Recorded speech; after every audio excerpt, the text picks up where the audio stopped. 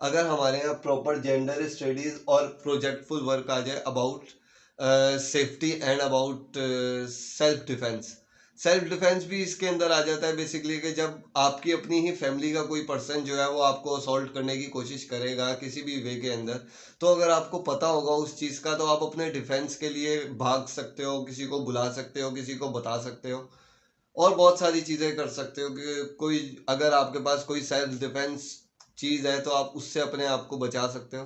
तो ये बहुत सारी चीज़ें हैं जिनसे हमारी सोसाइटी के अंदर बचा जा सकता है।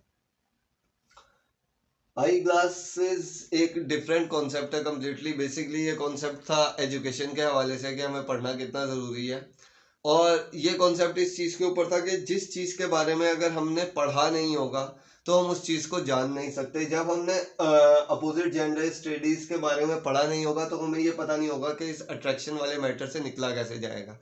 और ये कॉन्सेप्ट बेसिकली इंडियन एक मोटिवेशनल स्पीकर है सोनू शर्मा, उन्होंने बताया था कि एक आदमी एक क्लिनिक में जाता है, आई क्लिनिक में आई साइट टेस्ट करवाने के लिए।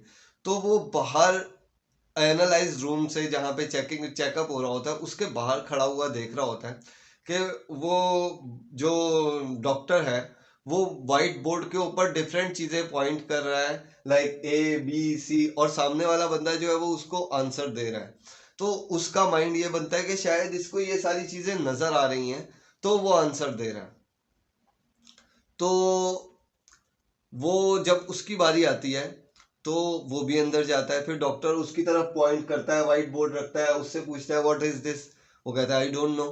तो डॉक्टर समझता है कि इसकी आई साइट खराब है, फिर वो दूसरे ग्लासेस लगाता है, फिर पूछता है व्हाट इज दिस, कहता है आई डोंट नो। फिर वो तीसरी ग्लासेस लगाता है, फिर उससे पूछता है व्हाट इज दिस, वो कहता है आई डोंट नो।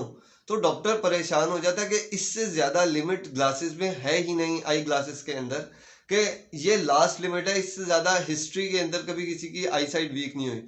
तो वो जो एक तरीके से घबरा के परेशान होकर उस बंदे से पूछता है कि do you even know what this letter means, कहता है आई डोंट नो, मुझे पता ही नहीं क्या लिखा हुआ है। वो कहता है क्यों, तुम पढ़े नहीं कभी, कहता है नहीं मैं पढ़ा ही नहीं। कहता है तो चश्मा बनवाने क्यों आए हो, कहता है मुझे लगता है कि इस चश्मे से मैं पढ़ सकूंगा। कहते नहीं, चश्मे से आप नहीं पढ़ सकते, चश्मा तो सिर्फ आपको देखने में हेल्प करेगा, समझ आपको वही आएगी जो आप पहले से पढ़ चुके हैं।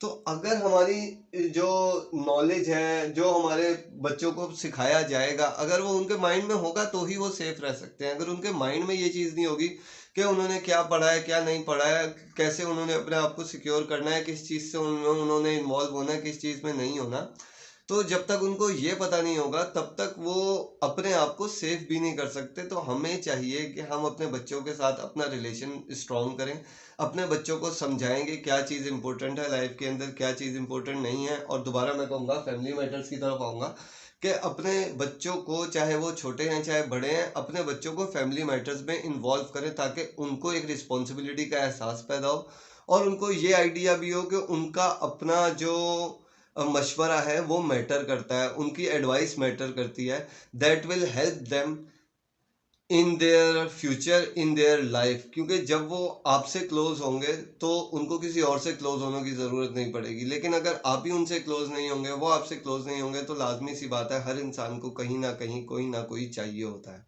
और वो उसको मिल भी जाता है। अच्छा मिलता है बुरा मिलता है, that's is another thing, but वो उसको मिल जाता है। और अगर अच्छा मिलता है तो लाइफ बन जाती है, अच्छा नहीं मिलता तो डिप्रेशन हो जाता है।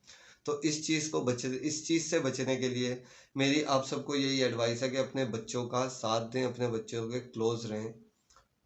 Thank you so much for this session. इसको यहीं पे वाइंड अप करते हैं। जज़ाकल्लाह, अल्लाह हाफिज़।